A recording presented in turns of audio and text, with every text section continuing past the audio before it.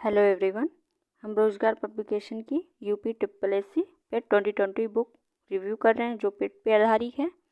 आइए देखते हैं। हमने इससे पहले 4th चैप्टर कंप्लीट कर लिया। आइए 5th चैप्टर भारतीय संविधान एवं लोक प्रशासन भारतीय संविधान एवं लोक प्रशासन को देखते हैं।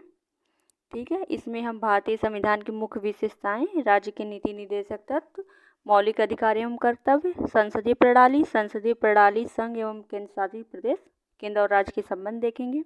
न्यायिक ढांचा, सर्वोच्च न्यायालय, उच्च न्यायालय, जिला प्रशासन, स्थानीय निकाय और पंचायती राज संस्थाएं, इन सभी भाग को कवर करेंगे। ठीक है, आइए देखते हैं। ये हमारे पेट के सिलेबस के अकॉर्डिंग है। जितना पेट के सिलेबस में दिया गया उतना ही हम पढ़ेंगे, न उससे ज़्यादा न उससे कम। ठीक है, आइए देखते हैं। क्या है पहला, इसमें दे रखा है संविधान की परिभाषा। क्या है संविधान की परिभाषा? संविधान किसी भी देश का वह मौलिक कानून है जो उस देश की सरकार के आधारभूत सिद्धांतों को दिखाता दर्शाता है।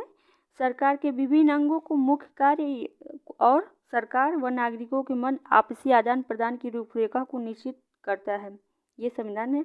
न्यूजीलैंड और ब्रिटेन को छोड़ दें तो लगभग सभी देशों में जो लोकतांत्रिक हैं उनमें एक लिखित संविधान की पद्धति अपनाई गई है। भारत में लिखित संविधान अपनाया गया है। ठीक है, आइए आगे देखते हैं। देश की ऐतिहासिक पृष्ठभूमि ने भी भारत के संविधान को प्रभावित किया।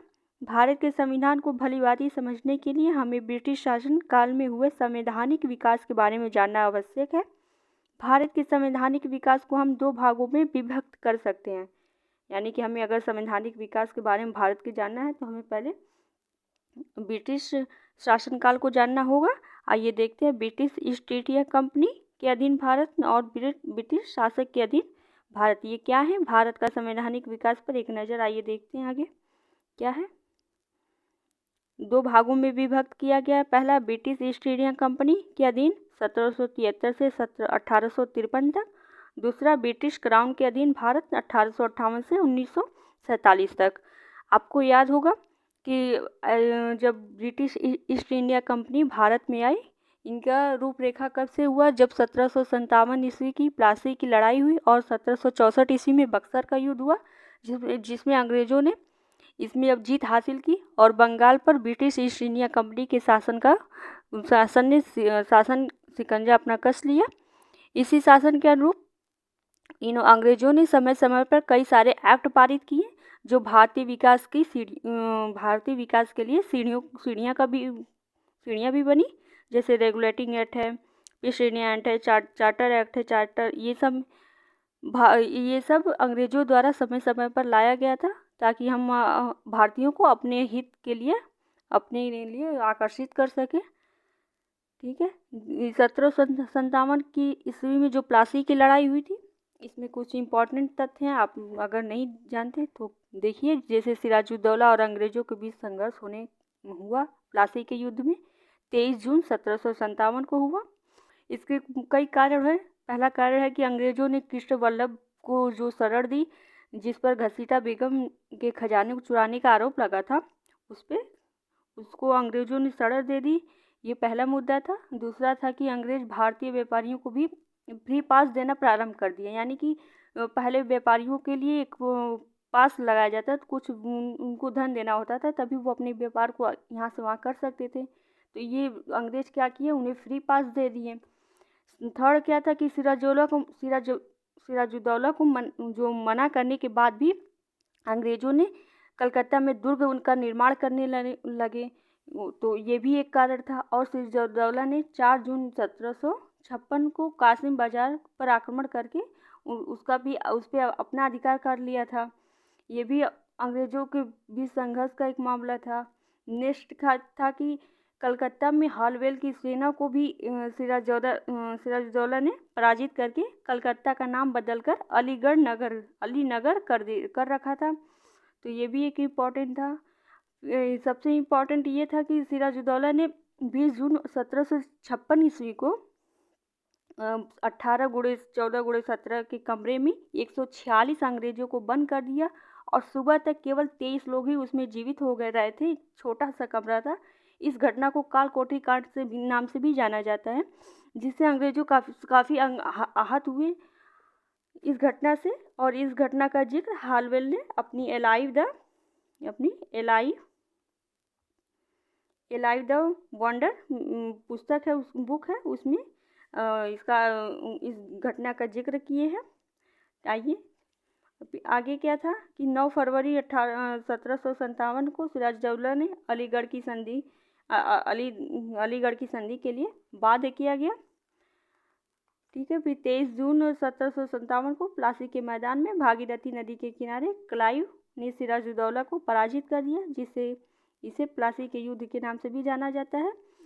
1764 ईस्वी का जो बक्सर का युद्ध हुआ, उसमें हेक्टर मुनरो के नेतृत्व में लड़ा गया था, जिसमें पराजित हुए मीर कासिम।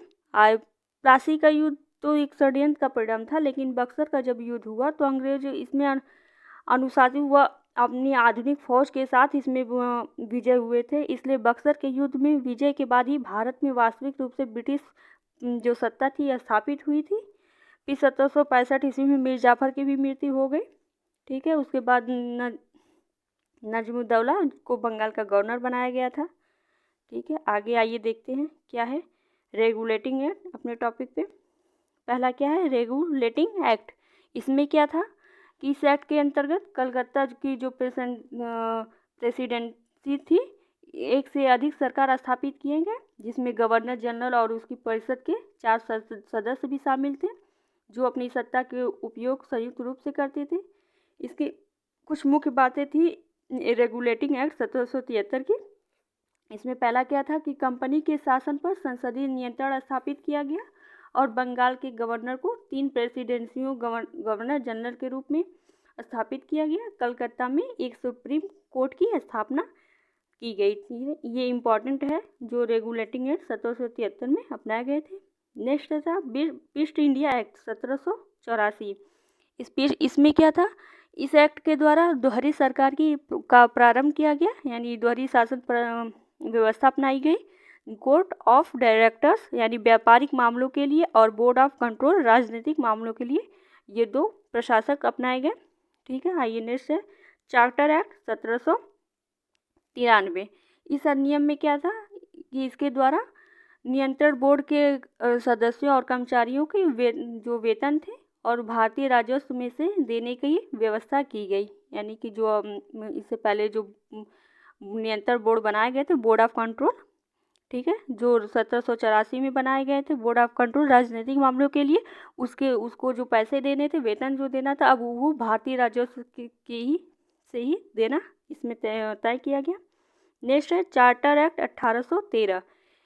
इसके द्वारा किया गया कि कंपनी के अधीन जो पत्र को 20 वर्षों के लिए बढ़ा दिया गया था। कंपनी के भारत के साथ व्यापार करने के एकाधिकार को भी छीन लिया गया, लेकिन चीन के साथ व्यापार और पूर्वी देशों के साथ चाय के जो व्यापार के संबंध थे, उसे 20 वर्षों के लिए एकाधिकार को भी प्राप्त दिया गया। कुछ सीमाओं के अधीन सभी ब्रिटिश नागरिकों के लिए भारत के साथ व्यापार को खोल दिया गया। ये चार्टर एक्ट 1813 के तहत हुआ था। इसमें याद रखिएगा कंपनी के भारत के साथ व्यापार करने का एकाधिकार को छीन लिया गया, यानी इसमें कंपनी जो व्यापार करती थी उससे ले लिया गया, लेकिन चीन के साथ जो व्यापार हो रहा था उसको चाय का व्यापार उसको 20 वर्षों के लिए बढ़ा दिया गया था। नेक्स्ट है चार्टर एक्ट 1833। इसमें क्या था, इसके द्वारा कंपनी के व्यापारिक जो अधिकार समाप्त कर दिए गए थे। अब कंपनी का कार्य ब्रिटिश सरकार की ओर से प्राप्त भारत का शासन करने लगा था और बंगाल के गवर्नर जनरल को भारत का गवर्नर जनरल कहा जाने लगा। तो ये बंगाल का गवर्नर जनरल न करके अब भारत का गवर्नर जनरल 1833 एक्ट के तहत लाया गया और भारतीय कानूनों का जो वर्गीकरण किया गया था, इस कार्य के लिए विधि आयोग की भी नियुक्ति की व्यवस्था इस चार्टर एक्ट 1833 के तहत की गई थी। नेक्स्ट है चार्टर एक्ट 1853। इस अधिनियम के द्वारा सेवाओं में नामजदगी का सिद्धांत समाप्त करके कंपनी के महत्वपूर्ण पदों की प्रतियोगी परीक्षाओं के आधार पर भरने की व्यवस्था 1853 के तहत की गई थी।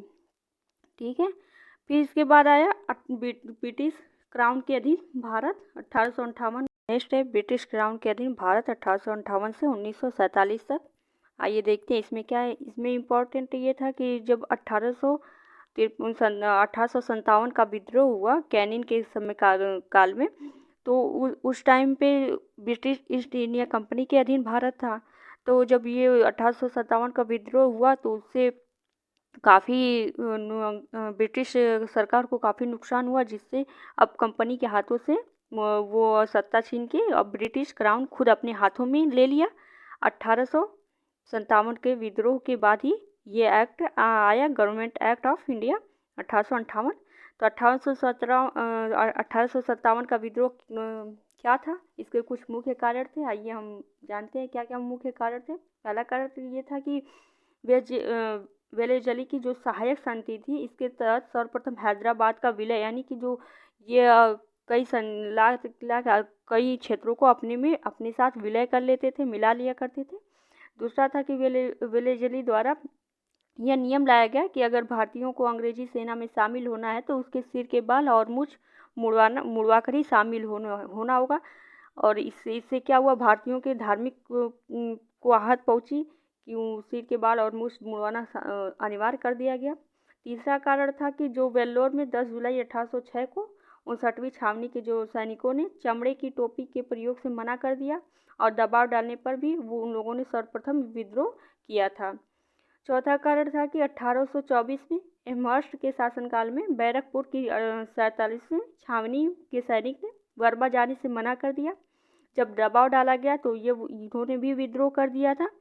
बर्मा जाना पहले क्या था कि भारतीय का ये मानना था कि अगर हम समुद्र पार करके जाएंगे तो हमें श्राप लगेगा, ऐसा कुछ था। तो वो समुद्र पार करके किसी भी देश जाना पसंद नहीं करते थे, वो उसको अपराध मानते थे। और ये बर्मा जाने के लिए जब सैनिकों ने मना किया तो उस पर ज़बरदस्ती दबाव डाला गया सैनिकों पे, तो उन लोगों ने भी विद्रोह कर दिया था। नेक्स्ट था कि डलहौजी की राज्य हड़प नीति, यानी गोद हड़प नीति थी कि इसके तहत सर्वप्रथम सतारा का विलय किया गया था, जो डलहौजी की हड़प नीति थी। छठवां था कि पोस्ट स्टैम्प शुल्क लगाया जाने लगा। नेक्स्ट था कि जो सबसे प्रमुख कारण 1857 विद्रोह का था, वो ये माना जाता है कि दिसंबर 1856 में ब्राउन बेस की जगह, यानी जो इनफील्ड राइफल थी, ब्राउन बेस पहले आता था, उसके बाद इनफील्ड राइफल आ गई जिसपे चमड़े का सूत लगा होता था, उसको दांत से खींचना होता था। तो इस पे सभी सैनिकों ने विद्रोह कर दिया। फिर सभी सैनिकों ने जब इस पे विद्रोह किया, इसका सबसे मुख्य कारण यही माना जाता है। फिर था जो भारतीय आंतरिक कलह की वजह से बैरकपुर में 64वीं छावनी के सैनिक जो मंगल पांडे थे, जिनका जन्म बलिया में हुआ था 19 मार्च 1857 को, इन्होंने लेफ्टिनेंट बाग और होर्स यानी जो सर्जेंट थे उनको गोली मार की हत्या कर दी। 8 अप्रैल 1857 को मंगल पांडे को भी फांसी दे दी गई। मंगल पांडे ने जग एज आज़ादी नामक संगठन बनाया था और हल्ला बोल का नारा मंगल पांडे जी द्वारा दिया गया था। ठीक है। और 1857 के विद्रोह का जो चिन्ह था वो रोटी प्लस कमल, ये उनका प्रतीक यानी चिन्ह था जो अपनाया गया था। मेरठ की 20वीं छावनी की पैदल टुकड़ी ने दिल्ली पर कब्जा करके नीलसन की हत्या कर दी और 11 मई 1857 को विद्रोह की शुरुआत कर दी गई थी। जो 1857 का विद्रोह हुआ था, इसमें अलग अलग जगहों पे और अलग अलग नेतृत्व द्वारा और अलग अलग इसकी शुरुआत की गई और दमनकर्ता यहाँ के अलग अलग थे। ठीक है। आइए जैसे क्या था कि दिल्ली केंद्र में था, तो दिल्ली पे शासन दिल्ली पे बहादुर शाह जफर द्वितीय द्वारा और बख्त खां और जीनत महल दिल्ली से शासन कर रहे थे। इन्होंने 11 मई 1857 से शुरुआत की और इनके जो दमनकर्ता थे वो हडसन के द्वारा दमन किया गया। नेक्स्ट था लखनऊ से कौन था, बेगम हजरत महल थी। लखनऊ से बेगम हजरत महल और इसके दमनकर्ता थे कैंपबेल। ये इम्पॉर्टेंट है, ऐसे क्वेश्चन आ जाता है, तो ये याद रखिएगा। नेक्स्ट था कानपुर में नाना साहब और तात्या टोपे थे, इनके दमनकर्ता कैंपबेल। झांसी में रानी लक्ष्मीबाई ने विद्रोह किया और ये विद्रोह दमनकर्ता यूजरोड से। ग्वालियर में भी और ग्वालियर में भी लक्ष्मीबाई और तात्या टोपे दोनों लोगों ने विद्रोह किया और इसके दमनकर्ता यूजरोज को मान है। नेक्स्ट था इलाहाबाद और बनारस में, यहाँ पे विद्रोह लियाकत अली ने किया और इसके दमन कर्नल नील थे। फैजाबाद में अहमदुल्ला ने किया और इसके दमन रेनाल्ड, ठीक है। और बरेली में खान बहादुर खान ने विद्रोह किया जिसके विसेंट आयर दमन करता थे, ठीक है। जगदीशपुर में वीर कुंवर सिंह या अमर सिंह ने विद्रोह किया, इसमें विलियम टेलर ने इनका दमन करता था, ठीक है। ये कुछ इम्पॉर्टेंट है। लक्ष्मीबाई का जन्म बनारस में हुआ था, इनका मकबरा ग्वालियर में है। लक्ष्मीबाई को मनु, मणिकार्जुन, छबेलीबाई आदि नामों से जाना जाता है, इम्पॉर्टेंट है, ठीक है। ये तात्या टोपे का वास्तविक नाम क्या है? रामचंद्र पांडुरंग था। ये नाना साहब के कमांडर इन चीफ थे। जो कुछ इम्पॉर्टेंट फैक्ट हैं इन्हें आप याद रखिएगा, पूछ लिया जाता है। बिहार का सिंह किसे कहा जाता है? तो वीर कुंवर सिंह को बिहार का सिंह कहा जाता है, ये भी इम्पॉर्टेंट है, ठीक है। आइए आगे देखते हैं क्या है हमारा गवर्नमेंट ऑफ इंडिया एक्ट, ठीक है, 1858। इसमें क्या था इम्पोर्टेंट 1858 में कि भारत का शासन कंपनी से लेकर ब्रिटिश क्राउन के हाथ में सौंप दिया गया। अब इसमें क्या था, भारत में मंत्री पद की व्यवस्था की गई और 15 सदस्यों का मंत्रिपरिषद का भी सृजन किया गया। भारतीय मामलों पर ब्रिटिश संसद का सीधा नियंत्रण स्थापित अब किया गया। अब ये हुआ कि इतना बड़ा विद्रोह हो गया था जिसके कारण अब ये कंपनी जो ब्रिटिश क्राउन था वो सीधे अपने हाथों में ले लिया। ब्रिटिश संसद के द्वारा ही अब शासन व्यवस्था संचालित होने लगी। नेक्स्ट है इंडिया काउंसिल एक्ट 1861। यह भारत 1861 का भारत शासन अधिनियम क्या कहता है? ये इसमें है गवर्नर जनरल की कार्यकारिणी परिषद का विस्तार किया गया और विभागीय प्रणाली का भी प्रारंभ इसी के तहत हुआ। गवर्नर जनरल की पहली बार अध्यादेश जारी करने की शक्ति 1861 के द्वारा प्रदान की गई।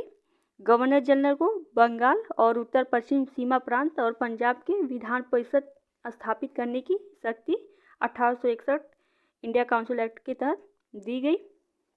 नेक्स्ट है इंडिया काउंसिल एक्ट 1892 यानी कि 1892 का भारत शासन अधिनियम। इसमें क्या इंपॉर्टेंट था? इसमें अप्रत्यक्ष चुनाव प्रणाली की यानी इनडायरेक्ट चुनाव प्रणाली की शुरुआत इसके तहत की गई। इसके द्वारा राजस्व एवं व्यय और बजट पर बहस करने पर कार्यकारी के प्रश्न पूछने की शक्ति भी 1892 के द्वारा तैयार किया गया। नेक्स्ट आया भारतीय परिषद अधिनियम 1909 यानी 1909 का भारत शासन अधिनियम। इसे मार्ले मिंटो सुधार भी कहा जाता है।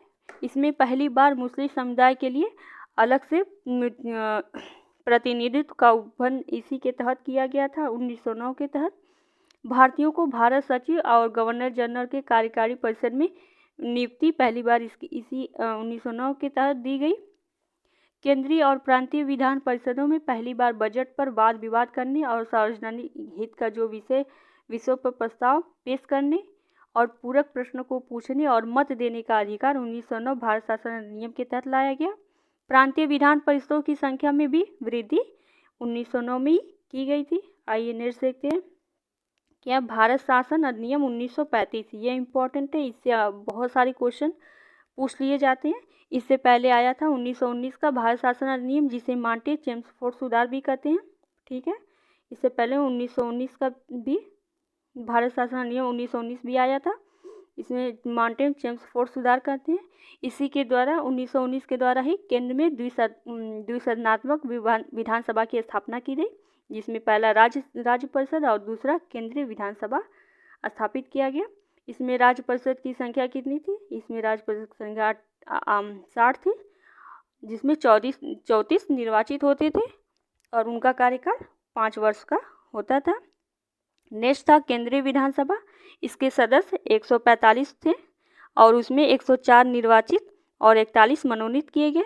इनका कार्यकाल जो होता था 3 वर्ष का होता था। ठीक है, आइए नेक्स्ट है प्रांतों में द्वैत शासन के जनक लियोन कार्टियस को माना जाता है। ठीक है, ये इंपॉर्टेंट फैक्ट है, पूछ देता है। लियोनस, क्या नाम है, लियोनस कार्टियस कौन है? ये भारत प्रांतों में द्वैत शासन के जनक लियोनस कार्टियस को माना जाता है। आइए नेक्स्ट देखते हैं क्या है भारत शासन अधिनियम 1935। इसके अंतर्गत इस अधिनियम में 451 धाराएं और 15 परिशिष्ट शामिल किए गए थे। इसमें कुछ मुख्य थे, आइए देख लेते हैं। मुख्य बातें इसमें क्या थी कि अखिल भारतीय संघ की स्थापना इसमें की गई। संघ में 11 ब्रिटिश प्रांत और 4 चीफ कमिश्नर क्षेत्र और देशी रियासतों से मिलाकर बनाया गया था। ठीक है, नेक्स्ट था प्रांतीय स्वायत्तता। इसमें इस अधिनियम के द्वारा प्रांतों में द्वैत शासन व्यवस्था का अंत करके एक स्वतंत्र और स्वशासित संवैधानिक आदान प्रदान इसमें किया गया। थर्ड क्या था, केंद्र में द्वैत शासन की स्थापना की गई। इसमें भारत शासन अधिनियम 1935 में केंद्र में द्वैत शासन की स्थापना की गई।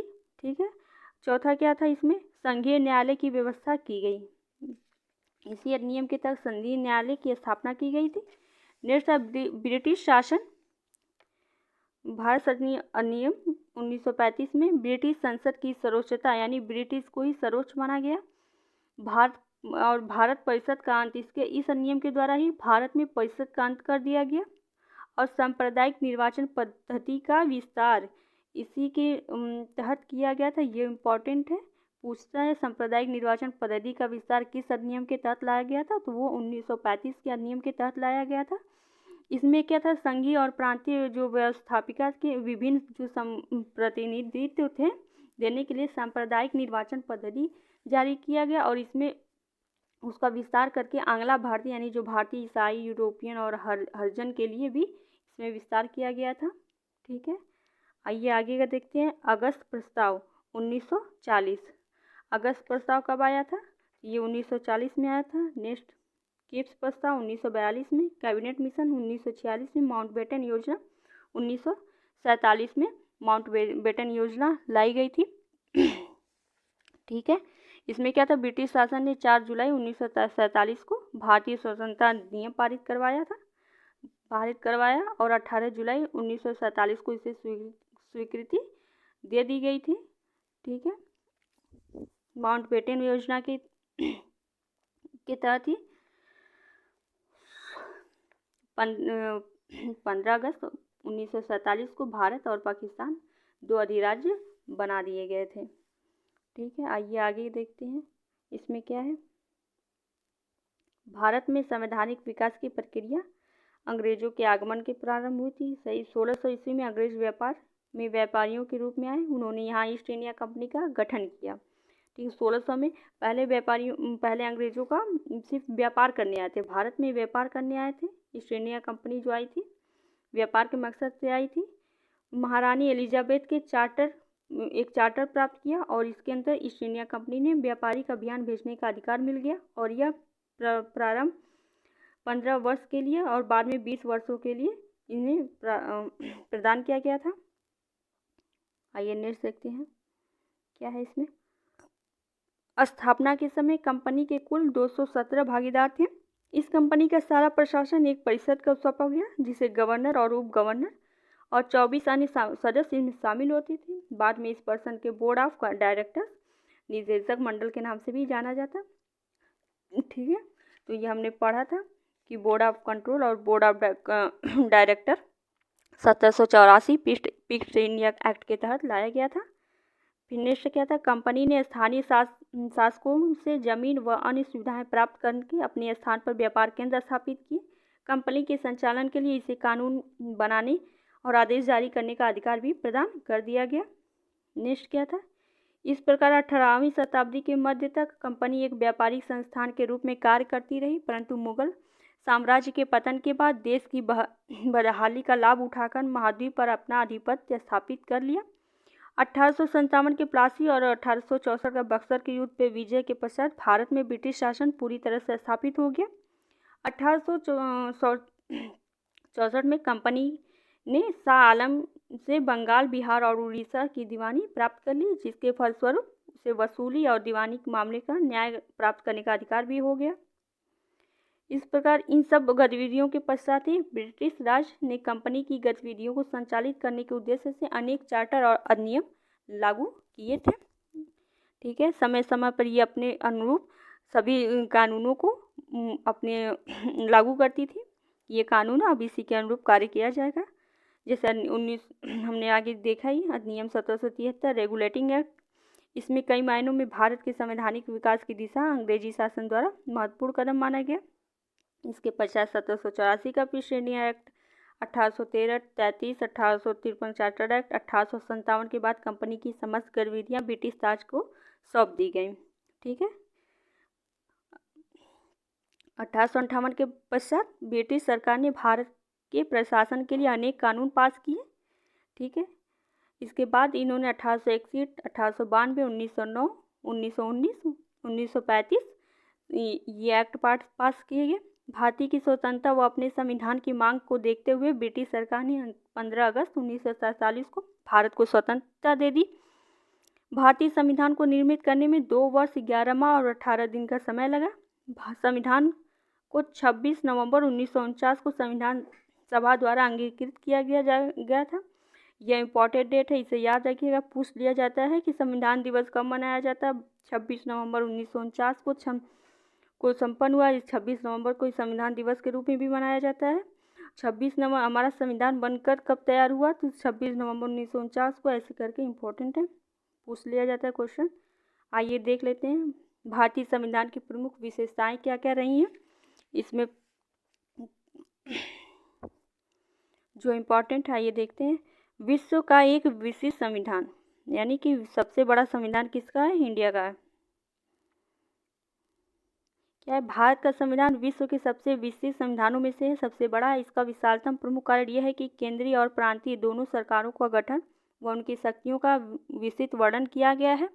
भारत के मूल संविधान में कुल 395 अनुच्छेद और 8 अनुसूचियां और 22 भाग थे। मूल संविधान में जब बने थे तो 395 और 8 अनुच्छेद और 22 भाग थे, किंतु वर्तमान में क्या है, 25 भाग, 470 अनुच्छेद और 12 अनुसूचियां वर्तमान में है। ये इम्पोर्टेंट है, इसे याद रखिएगा।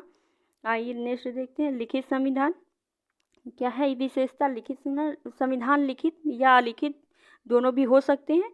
भारत का संविधान एक लिखित संविधान है। संयुक्त राज्य अमेरिका यानी यूएसए का भी संविधान विश्व का प्रथम लिखित संविधान यूएसए का है, जबकि ब्रिटेन का संविधान अलिखित है, यानी कि वहाँ पे लिखित संविधान नहीं है।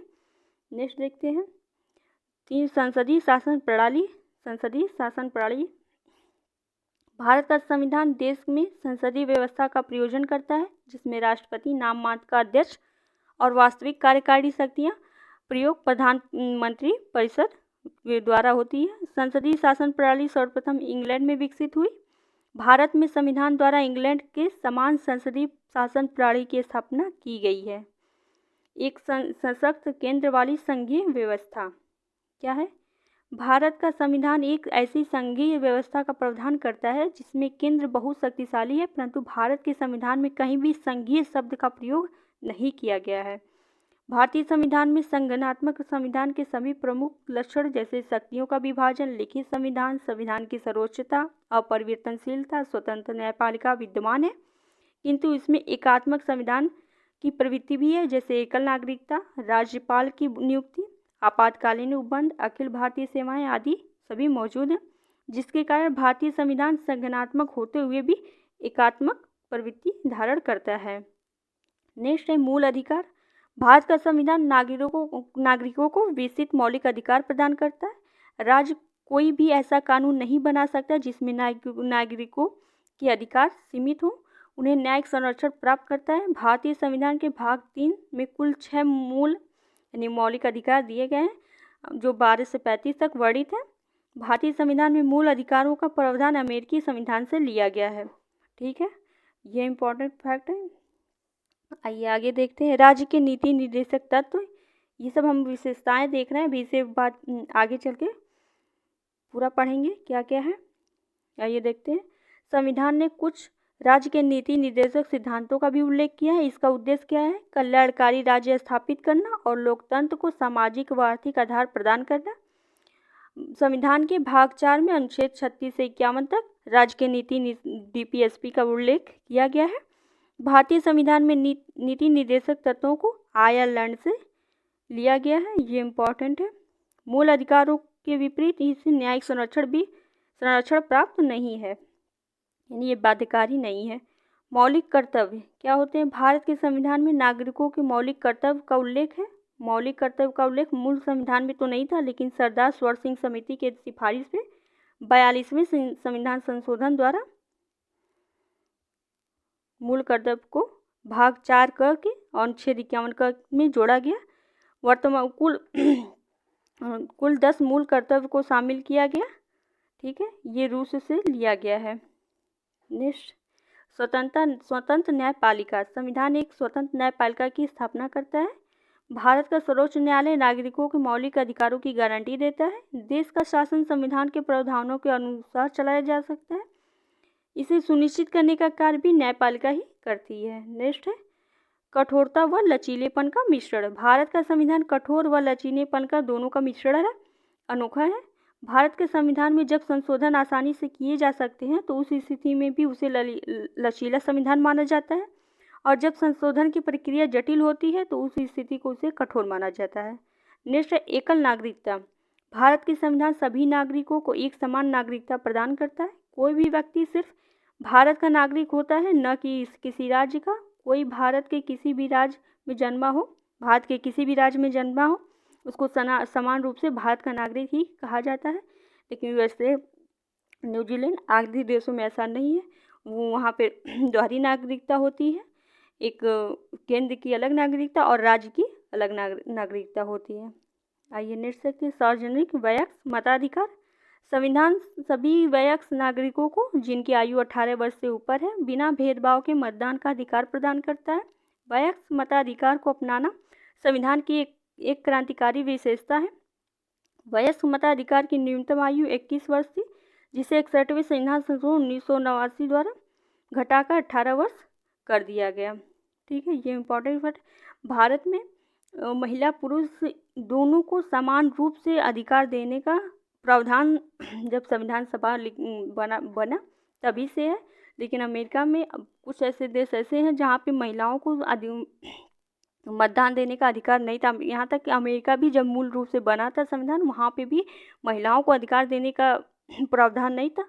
कई सालों के बाद जब महिलाओं ने आंदोलन किया तब जाके उन्हें मतदान देने का अधिकार वहाँ पे भी लागू किया गया। पहले मूल रूप से वहाँ अमेरिका में भी ऐसा नहीं था। ठीक है, आइए नेक्स्ट देखते हैं। आपातकालीन उपबंध। केवल भारत ही ऐसा विश्व में देश है जहाँ पे महिलाओं को भी पुरुषों के समान मतदान देने का अधिकार हमारे संविधान द्वारा प्रदत्त किया गया।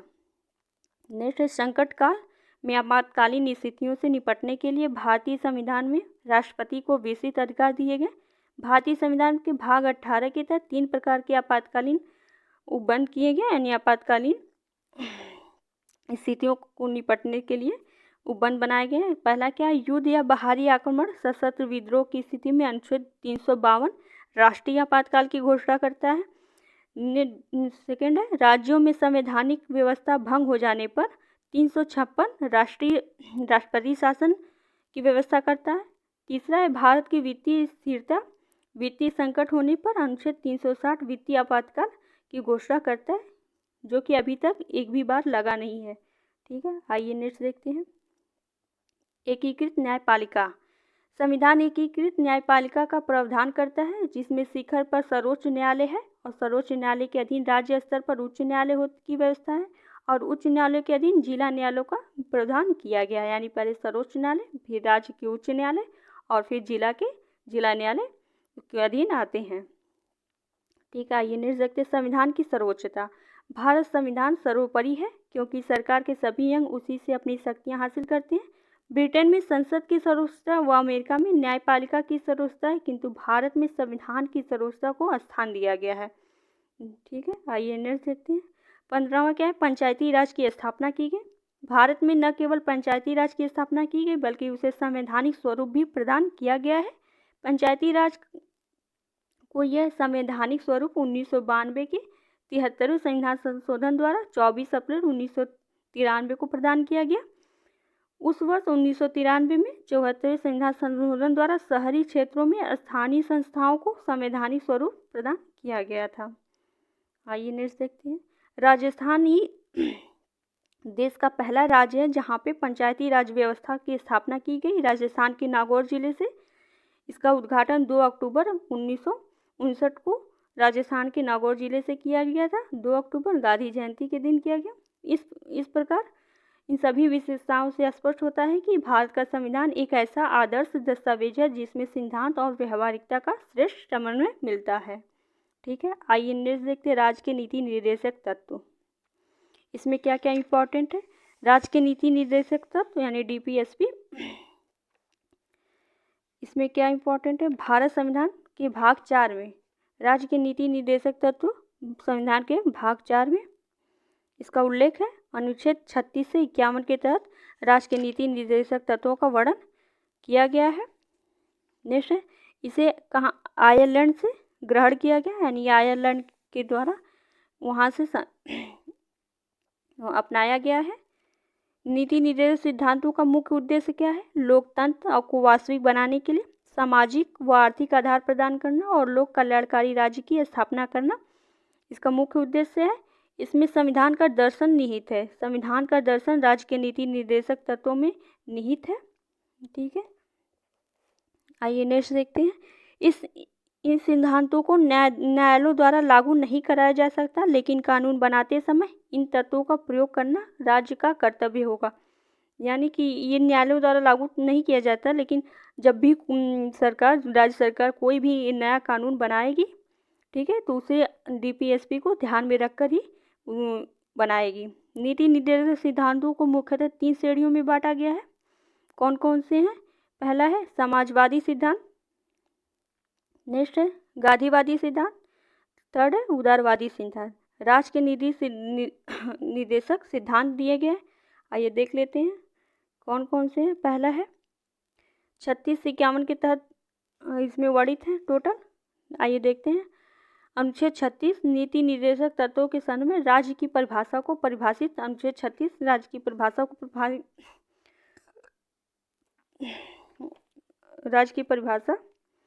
को परिभाषित करता है।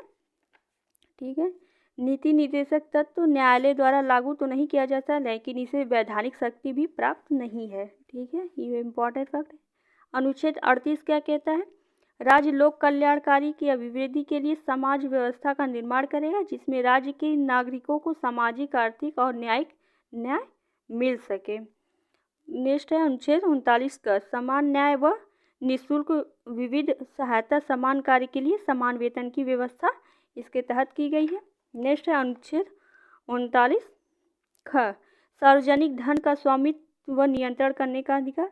अनुच्छेद 40 में ग्राम पंचायतों का गठन का वर्णन अनुच्छेद 40 में किया गया है। अनुच्छेद 41 कुछ स्थिति में लोक सहायता, काम व शिक्षा पाने का अधिकार अनुच्छेद 41 में है।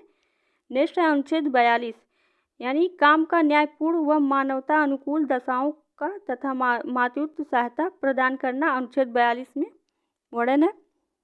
नेक्स्ट है अनुच्छेद 43 कृषि व उद्योगों में लगे हुए सभी मजदूरों को अपने जीवन निर्वाह के लिए यथोचित वेतन मिले ताकि उनका जीवन स्तर ऊपर उठे। मनरेगा राज्य के इसी संवैधानिक लक्ष्य की पूर्ति करने के लिए एक कार्यक्रम शुरू किया गया था। अनुच्छेद 43 के तहत यह अनिवार्य है कि अगर कोई मजदूर काम कर रहा है किसी के साथ, उनकी मेहनत के अकॉर्डिंग मजदूरी उन्हें मिलनी चाहिए। ये हमारा अनुच्छेद 43 कहता है। अनुच्छेद 44 नागरिकों के लिए एक समान नागरिक संहिता का वर्णन अनुच्छेद 44 में किया गया है। ठीक है, समान नागरिक संहिता का वर्णन अनुच्छेद 40 में नागरिकों के लिए किया गया है। नेक्स्ट है अनुच्छेद 45 राज्य में शिशुओं के लिए प्रारंभिक बाल्यावस्था में देखभाल व 6 वर्ष से कम आयु के बच्चों की शिक्षा के लिए प्रयास करेगा। अनुच्छेद 45 के तहत है। नेक्स्ट है अनुच्छेद 46 अनुसूचित जाति, अनुसूचित जनजाति, अन्य दुर्लभ वर्गों के लिए शिक्षा व अर्थ संबंधी हितों को बढ़ावा देना अनुच्छेद 46 के तहत है। अनुच्छेद 47 राज्य नागरिकों के पोषणाहार जीवन स्तर उठाने के लिए लोक स्वास्थ्य आदि सुधारने का प्रयास करेगी।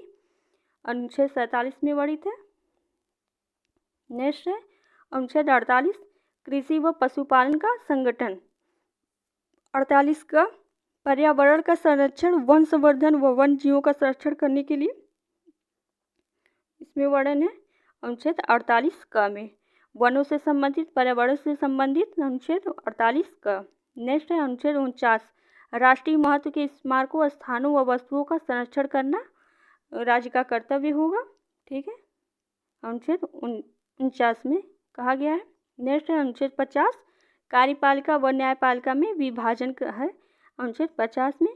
नेक्स्ट अनुच्छेद 51 अंतर्राष्ट्रीय शांति व सुरक्षा को प्रोत्साहन देना अनुच्छेद 51 के तहत वर्णित है। ठीक है, इन सभी के अलावा कुछ ऐसे भी अनुच्छेद हैं जो नीति निर्देशक तत्वों के अनुसार है, जैसे अनुच्छेद 350 का, इसके अंतर्गत प्राथमिक स्तर पर मातृभाषा में शिक्षा देना, और अनुच्छेद 351 के अंतर्गत हिंदी भाषा को प्रोत्साहन देना महत्वपूर्ण है। नीति निर्देशक तत्व के बारे में विद्वान के.टी. शाह ने कहा है, यह एक ऐसा चेक है जो बैंक की सुविधा अनुसार अदा किया जाएगा। ये किसका कथन है? के.टी. शाह द्वारा, विद्वान के.टी. शाह द्वारा कहा गया है। ठीक है, आइए नेक्स्ट है मौलिक अधिकार यानी मूल अधिकार।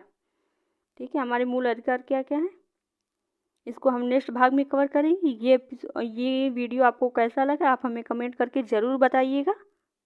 ओके, धन्यवाद।